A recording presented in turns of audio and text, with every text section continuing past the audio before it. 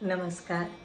संगीत समाधान में मैं मधु शुक्ला आप सभी का हार्दिक स्वागत करती हूँ। दोस्तों, हमारे संगीत में बंदिश शब्द बहुत ही कॉमन है। हम बंदिश गाते हैं, किंतु बंदिश आया कहाँ से, ये जानना बहुत ही आवश्यक है। तो जब शास्त्रीय संगीत में हम पढ़ते हैं तो प्रबंध एक शब्द आता है।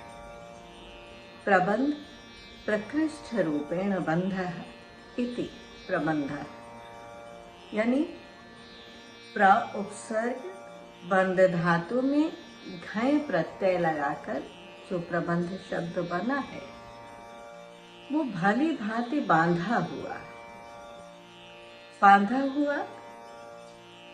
जब हम सामान्य भाषा में बात करें, लोक की भाषा में, जन जन की भाषा में बात करें, तो बांधना शब्द बहुत अर्थों में प्रयुक्त होता है। जैसे मन से बांधना, गठरी बांधना, सूत्र में पिरोना। साहित्य में निबंध प्रबंध कहते हैं, किंतु हमारे संगीत में कैसे बांधना? तो स्वर, ताल और पद, जिसके लिए शास्त्रीय शब्द जो प्रयुक्त होता है वो है नाद, काल और वाक। इन तीनों को जब आपस में हम बांधते हैं तो वह प्रबंध कहलाता है। अब स्वर, ताल, पद में इस बंधी हुई रचना को अनेक ग्रंथों में अनेक नामों से संज्ञापित किया गया है।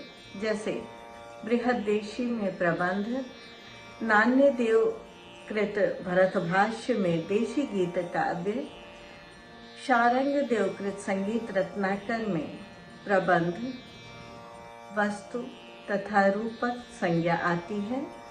मानसोल्लास में प्रबंध कहा गया है तथा पार्श्वदेव के संगीत समय सार में भी प्रबंध, वस्तु और रूपक 3 संज्ञाएं मिलती हैं। आधुनिक काल में के वासुदेव शास्त्री ने संगीत शास्त्र में, शरदचंद्र श्रीधर परांजपे ने संगीत बोध में, प्रोफेसर प्रेमलता शर्मा जी ने भावरंग लहरी, जो कि पंडित बलवंत राय भट्ट भावरंग जी की रचना है, उसमें प्रबंध के बारे में विस्तार से चर्चा की है। और सभी की चर्चाएं बहुत विशिष्ट तो है ही, और जिसका बहन जी ने तो बहुत ही विस्तार से चर्चा की इस पर, और इसकी एक दार्शनिक जो व्याख्या है उसको प्रस्तुत किया है। तो आप इन ग्रंथों को पढ़ें और प्रबंध के बारे में विस्तार से जानकारी ले सकते हैं। अब प्रबंध के लिए जो 3 संज्ञाएं आती हैं, प्रबंध, वस्तु, रूपक, उसके बारे में मैं आगे बताऊंगी आपको। अभी हम प्रबंध को जानते हैं। प्रबंध के लिए जो बंदिश शब्द होता है, बहुत लोग उसको गीत भी कहते हैं, किंतु प्रबंध और गीत में थोड़ा अंतर है। प्रबंध कोई भी रचना जो स्वर, ताल, पद में बंधी हो उसे हम प्रबंध कहते हैं। और गीत हम तब तक नहीं कहते जब तक उसमें गेयता ना हो, यानी गेय तत्व होना अनिवार्य है। जब वो गाया जाता है तो गीत बन जाता है, और जब तक वो रचना लिखी हुई आपके समक्ष रखी है तो वो प्रबंध कही जाएगी। अब हम आज के समय में जान सकते हैं, जैसे कि हम ध्रुपद गाते हैं, ख्याल के पद गाते हैं, टप्पा, तराना, त्रिवट, चतुरंग, ठुमरी, सभी की जो पद रचनाएं हैं जिसमें कि स्वर, ताल, निबद्ध है, वो सारी रचनाएं प्रबंध कही जाती हैं। अब प्रबंध और गीत जो भेद है उसमें भी जानने की बात है कि प्रबंध एक स्थूल रूप है, तो उसमें रंजकत्व अनिवार्य नहीं है, किंतु गीत में रंजकता अनिवार्य तत्व है। रंजको जन चित्तानाम, तो वो जब गीत के रूप में राग के साथ निबद्ध होकर जब प्रयुक्त होता है तो उसमें रंजकता अनिवार्य है। अब गीत जो शब्द है, गीत के दो भेद कहे गए हैं, एक है गांधर्व और गान। गांधर्व देव गंधर्वों द्वारा प्रयुक्त, ऋषि मुनियों द्वारा प्रयुक्त गान है, और जो गान है उसमें दो श्रेणियां आती हैं, निबद्ध तथा अनिबद्ध। निबद्ध गान जिसे आप जानते हैं कि प्रबंध आता है, और अनिबद्ध गान में आलप्ति की बात आती है। तो आलप्ति के बारे में हमने विस्तार से एक पूर्व वीडियो में बताया है, आप उसे सुन सकते हैं। और आज हम लोग निबद्ध गान प्रबंध के बारे में जानते हैं। तो प्रबंध का निर्माण कैसे होता है? तो इसके लिए धातु और अंग दो शब्द प्रयुक्त हुए हैं। धातु शब्द आयुर्वेद से लिया गया है, जो कि एक शरीर के निर्माण में धातुओं का प्रयोग, वात, पित्त, कफ, ये आप जानते हैं कि ये धातुएं होती है। उसी तरह से प्रबंध रूपी जो शरीर को धारण करता है वो 4 भागों में विभक्त है, उदग्रह, ध्रुव, मेलापक और आभूव। ये धातुएं प्रबंध रूपी शरीर का निर्माण करती हैं। अब ये क्या है? तो जो गीत को ग्रहण करने वाला जो तत्व है वो है उदग्रह, तथा उदग्रह और ध्रुव को मिलाने वाला जो तत्व है उसे हमने कहा है मेलापक। और जो गीत का अंतिम भाग है उसके लिए आभोग की संज्ञा आती है। तो उदग्रह, ध्रुव, मेलापक और आभोग, ये 4 धातुएं हैं। अब उदग्रह यानी गीत का पहला भाग, और ध्रुव जो है वो पुनरावृत्त होने वाला भाग है। जैसे हम स्थाई कहते हैं, मुखड़ा की जो स्थिति है बार बार वो पुनरावृत्त होता है। और जो अंतिम चरण है वो आभोग है। तो बहुत सारे प्रबंध हैं जिनमें 2 धातुएं, 3 धातुएं और 4 धातुएं प्रयोग होती हैं, किंतु अब किस धातु को छोड़ना है इस विषय में मतभेद है। तो इसमें कल्लीनाथ कहते हैं कि आप अगर छोड़ना चाहें तो केवल मेलापक को छोड़ सकते हैं, बाकी सारी धातुएं अनिवार्य तत्व हैं। तो हमें भी यही जानना है कि प्रबंध की जो 4 धातुएं जिससे प्रबंध रूपी शरीर निर्मित होता है, उसमें से अगर हमें त्याग करना हो तो हम मेलापक का त्याग कर सकते हैं। अब प्रबंध के अंग क्या क्या हैं? तो स्वर, विरुद्ध, तेन, पद, पाठ, ताल, ये प्रबंध के 6 अंग कहे गए हैं। अंग यानी जिन धातुओं पे शरीर का निर्माण हुआ है, उसको चलाने वाले जो तत्व हैं उन्हें अंग कहते हैं। अब प्रबंध के जो ये 6 अंग हैं उनको नेत्र, हाथ और पैर कहा गया है। तो जो तेन और पद है ये प्रबंध के नेत्र कहे गए हैं, जो कि प्रकाशित करते हैं। और स्वर तथा ताल इसको प्रबंध का पैर कहा गया, जिस पर कि चलती है रचना। वैसे तो स्वर और ताल पूरे प्रबंध में व्याप्त रहता है, सभी बंदिशों में स्वर ताल निबद्ध होता ही है, किंतु अलग से स्वर और ताल की जब बात जोड़ी गई है तो इसका अर्थ होता है कि कोई एक विशेष रूप से ताल का प्रयोग किया जा रहा है या स्वर का प्रयोग किया जा रहा है, तो स्वर और ताल को अलग से भी इसमें कहा गया है। और विरुद्ध तथा पाठ ये हाथ कहे गए हैं।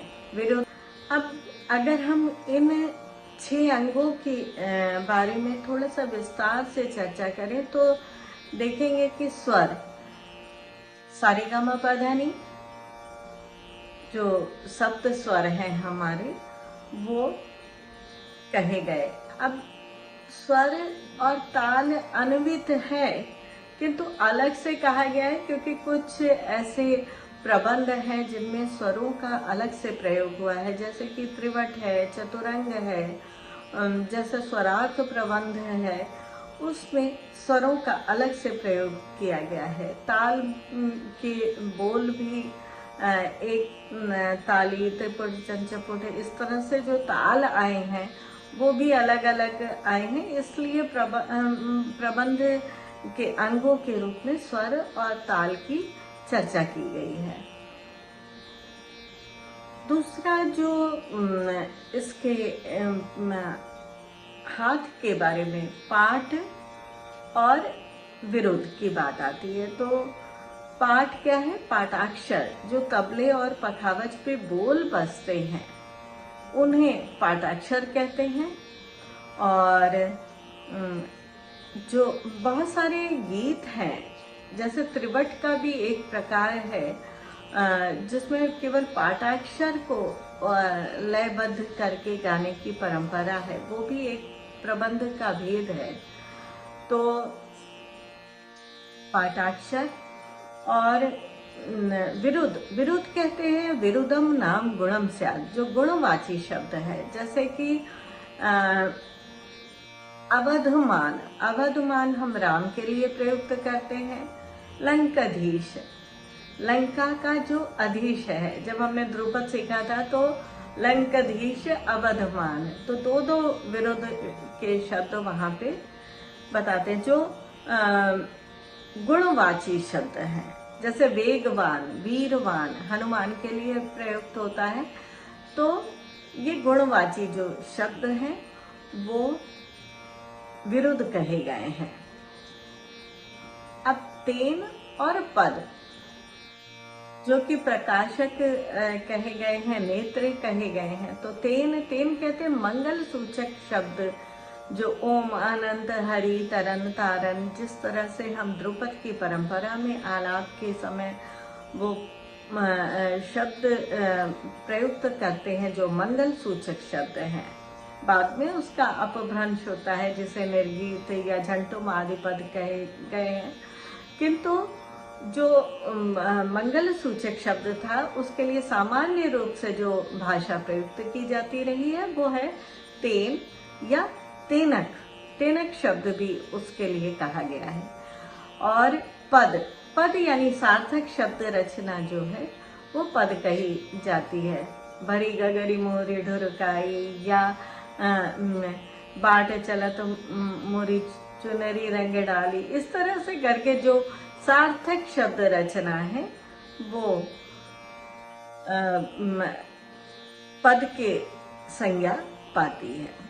तो स्वर, विरुद्ध, तेन, पद, पाठ और ताल, इन 6 अंगों के बारे में हमने जाना। इन 6 अंगों पर प्रबंध रूपी जो शरीर है वो गतिमान होता है।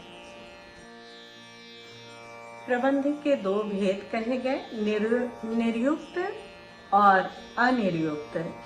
निर्युक्त प्रबंध वो है जिसमें कि छंद और तालबद्ध रचना हो, और अनिर्युक्त प्रबंध यानी जिसमें अंग केवल उसके समाहित हो वो अनिर्युक्त प्रबंध कहा गया है। भाषा के आधार पर प्रबंध के 3 भेद कहे हैं।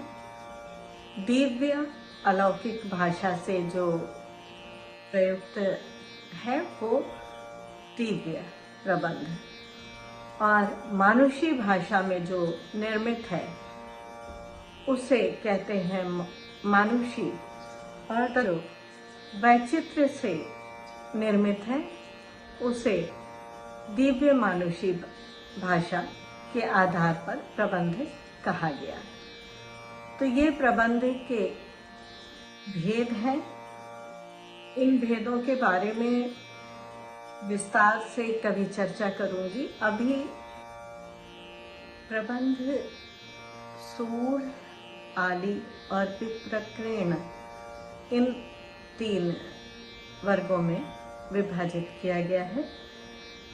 तो हम इस पर विस्तार से जब चर्चा करेंगे तो देखते हैं कि सूढ़ प्रबंध अर्थात एक ही प्रबंध को जब अनेक तालों में, विभिन्न तालों में गाने की जो प्रथा है उसे सूढ़ प्रबंध कहा गया है। अब इसका विस्तार से जो उल्लेख मिलता है उसके आधार पर उत्तमोत्तर सूढ़ में सबसे पहले मातृका अथवा पंचतालेश्वर अथवा गद्य प्रबंध गाया जाता था। इसमें झूमबट, निहसारू, लंब, रासक, एक ताली, ये 7 स्थायी 4 संचारी प्रबंध कहे गए हैं।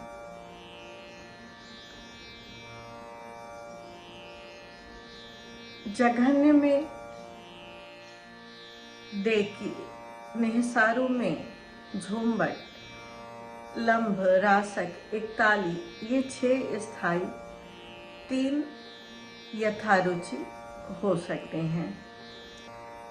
अति जघन्य में मध्य, निहसारू से झूमबट तथा रासक, एकताली, ये 5 व 2 रुचि के अनुसार प्रयुक्त किए जा सकते हैं। जो आली प्रबंध है उसका अर्थ होता है पंक्ति में होना। तो आली के साथ क्रम लगाकर आली क्रम प्रबंध कहा गया है। इनमें से कुछ आली प्रबंधों को इस क्रम में प्रयोग होता था जिससे एक प्रबंध जैसी अनुभूति हो। संगीत रत्नाकर में आली प्रबंधों के नाम देते हुए एक वचनांत प्रयोग हुआ है, जबकि विप्रकृण के लिए विप्रकृण प्रबंध इस प्रकार बहुवचनांत प्रयोग हुआ है। स्पष्ट है कि सूढ़ और आली प्रबंधों का विशेष प्रकार से क्रमबद्ध अर्थात अनेक गीतों को मिलाकर एक साथ गाने की जो परंपरा है वो आली प्रबंध कही गई है। अब विप्रकृण जो है इसको फुटकर प्रबंध कहा गया है। ये परस्पर किसी वर्ग से संबद्ध नहीं है। विशेष अवसरों पर अलग अलग जो इनका प्रयोग होता है उसे विप्रकृण प्रबंध कहा गया है। मानसोल्लास में इसकी विधिवत चर्चा की गई है। अब प्रबंधों के हम उदाहरण देख लें तो कई सारी बंदिशें प्राप्त होती है जिनमें स्थायी अंतरा, संचारी, आभोग, इस प्रकार धातुओं के नियम तथा स्वर, ताल, तेन, पद, विरुद्ध जो ये 6 अंग कहे गए हैं वो प्राप्त होते हैं। कौन सा प्रबंध किस ताल में गाया जाता है इसकी भी विधिवत चर्चा मिलती है, किंतु आज इस प्रकार थोड़ा सा ह्रास होता जा रहा है। प्रबंधों के जो वास्तविक स्वरूप थे उनमें से ह्रास होता जा रहा है। प्रबंधों के 3 भेद, जो प्रबंध, वस्तु, रूपक, इस तरह से चर्चा आती है, तो ये क्यों चर्चा की गई? क्योंकि अगर प्रबंध एक ही है तो एक शब्द ही प्रयुक्त करके वस्तु और रूपक क्यों कहा गया? तो कुछ ग्रंथों ने कहा है कि ये पर्यायवाची शब्द हैं और कुछ ग्रंथों में इसमें थोड़ा सा भेद माना गया है। तो मैं आप सभी को जो ग्रंथों में वर्णित है उसके बारे में बता रही हूँ। तो सबसे पहले हम जान लें कि संगीत रत्नाकर में कहा गया है कि संज्ञा त्रयम निबद्धस्य प्रबंधो वस्तु रूपकम, प्रबंधो रूपकम वस्तु संज्ञा त्रयम विदुः। यानी हम प्रबंध, वस्तु और रूपक, ये 3 संज्ञाएं हैं। और फिर उसको उलट उन्होंने फिर से कह दिया कि संज्ञा त्रयम निबद्धस्य प्रबंधो वस्तु रूपकम। तो बृहदेशी में प्रबंध शब्द प्रयुक्त हुआ है। नान्यदेव की भरत भाष्य में देशी गीतिका कहकर प्रबंधों का निरूपण किया गया है। भरतोक्त गीतकों को मार्गाश्रित गीत व प्रबंधों को देशी गीत कहा गया है। भरत मानसोल्लास में प्रबंध, रत्नाकर में प्रबंध, वस्तु और रूपक, ये 3 संज्ञाएं हैं। लेकिन सर्वत्र प्रबंध शब्द ही प्रयुक्त हुआ है। तो प्रबंध, वस्तु और रूपक तीनों कहा तो गया है, किंतु ज्यादातर, अधिकांशतर जब प्रबंध की चर्चा आती है तो प्रबंध ही शब्द कहा गया है, वस्तु और रूपक नहीं। पार्श्वदेव के संगीत समयसार में इन तीनों संज्ञाओं में अंतर मिलता है। 4 धातु तथा 6 अंगों में बद्ध होने के कारण प्रबंध, राग आदि के आरोहण होने के कारण रूपक और उदग्राह आदि 4 धातु और 6 अंग बनने के कारण वस्तु की संज्ञा मिलती है। यद्यपि इन्होंने भी सर्वत्र प्रबंध शब्द का ही प्रयोग किया है, किंतु इन्होंने इसमें भेद भी बताए हैं। तो ये हमें प्रबंध के विषय में रत्नाकर और पार्श्वदेव में अंतर दिखाई देता है। संगीत नारायण में धातु व अंगों की संख्या के अनुसार इन 3 संज्ञाओं का प्रयोग किया गया है।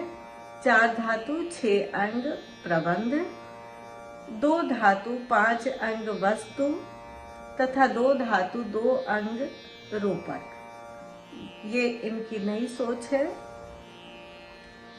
संगीत दर्पण में मुख्यतः तो प्रबंध संज्ञा है, किंतु वहां पे 5 संज्ञाओं की चर्चा भी मिलती है।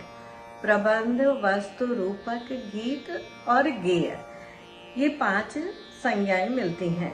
अहोबल ने इनके अलावा रूप शब्द का भी प्रयोग किया है। नाट्य चूड़ामणि में प्रबंध के 9 गीत संज्ञाएं हैं, किंतु भिन्न अर्थों में। इसके अलावा भावभट्ट ने अनुप संगीत रत्नाकर में प्रबंध के लिए संज्ञाएं शब्द भी प्रयुक्त किया है। इस प्रकार आज हमने प्रबंध की चर्चा की और प्रबंध के बारे में आप ग्रंथों को पढ़ें। अनेक नए तत्वों को ढूंढने की संभावनाएं उसमें दिखाई देती हैं, उनको सामने लाएं, उसको जानें। जो हम गीत शैलियाँ गा रहे हैं उनका किस प्रबंध से, किस वस्तु से, किस रूपक से संबंध जोड़ा जा सकता है, ये शोध करें और हमारे जो तत्व तथ्य हमारी परंपरा में निहित है उनको उद्घाटित करें। इसी शुभ संकल्पना के साथ मैं आप सभी से आज विदा ले रही हूँ। नमस्कार।